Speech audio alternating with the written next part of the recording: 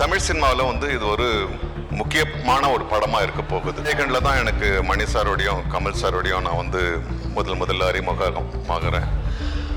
அதில் பெரிய மன அழுத்தம் அவங்களுக்கே இருக்கு. It was a learning process.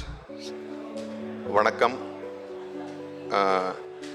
இவ்வளோ பெரிய ஒரு பத்திரிகையாளர்கள் ஊடக ஒரு கூட்டத்தை நான் தமிழில் பார்க்கல.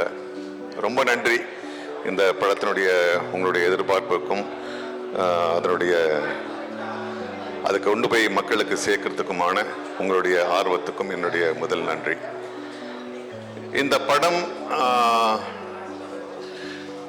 பர்சனலாக எனக்கு ஒரு முக்கியமான படம். ஏன்னா நாயகனில் தான் எனக்கு மணி சாரோடையும் கமல் சாரோடையும் நான் வந்து முதல்ல அறிமுகமாகிறேன். அவங்க ரெண்டு பேருமே சேர்ந்து 38 வருஷம் கழிச்சு ஒரு படம் பண்ணும்போது அதில் ரொம்ப ஆச்சரியமான ஒரு விஷயமா நானும் அதில் இருக்கின்றதுல வந்து எனக்கு மிக நெகிழ்ச்சியான ஒரு விஷயம்.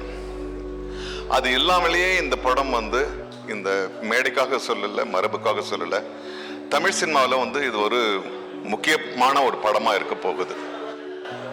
ஏன்னா மணி சார் அறியப்படுறது வந்து நாயகன் படத்தினால. அது வெற்றிகரமான படம் என்பதை விட ஒரு கல்ட் ஃபில்மா இருந்துச்சு. இன்னைய வரைக்கும் இருக்கிற new generation of directors they wanted to match Nayakan என்ற மாதிரி ஒரு ஒரு ஒரு தர நிலையை வந்து கொண்டு வந்து வச்சது நாயகன் என்ற படம். அதே மாதிரி கமல் சார் அவருடைய நடிப்பை பற்றி நம்ம சொல்ல வேணாம். பல பரிமாணங்கள், அது ஒவ்வொரு படம் எடுத்தாலும் ஒவ்வொரு கோணத்திலிருந்து அவர் தன்னை வெளிப்படுத்திக்கிறாரு. ரெண்டு பேருமே சேர்ந்து அவங்க ரஹ்மான் சார் ஆஸ்கர் இந்தியாவில் இருக்க பல சினிமா சம்பந்தப்பட்ட கலைஞர்கள் ஆசைப்பட்டு இருக்கும்போது 2 ஆஸ்கர் வாங்கிட்டு வந்தாரு. ஆக இந்த 3 பேரும் சேர்ந்து ஒரு படம் பண்றாங்கன்னா அதுல பெரிய மன அழுத்தம் அவங்களுக்கே இருக்கு.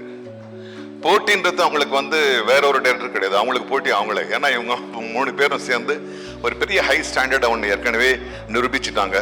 அதை விட பெருசா இருக்கணுன்றதுக்காக இந்த படத்தை வந்து அவங்க பண்ணியிருக்காங்க. இந்த படத்துல நாங்க எல்லாருமே பாராபட்சம் இல்லாமல் நாங்க எல்லா நடிகர்களும், முக்கியமாக நடிகர்கள், தொழில்நுட்ப கலைஞர்களும் நாங்க மீட் பண்ணலாம். இதுல வந்து ஒரு ஷூட்டிங்க்கு போற மாதிரி எங்களுக்கு தெரியல. there was one warmthness, there was one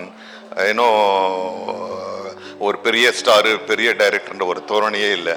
அப்பதான் வந்து எல்லாருமா சேர்ந்து ஒரு ஒரு ஒரு ஒரு எந்த ஒரு மேல் ஏற்றம் தாழ்வு இல்லாமல் நாங்கள் ஒர்க் பண்ணோம். அது சின்ன நடிகராக இருக்கட்டும், பெரிய நடிகராக இருக்கட்டும், அசோகா இருக்கட்டும், பக்ஸா இருக்கட்டும். So we had a wonderful time. It was a learning process. So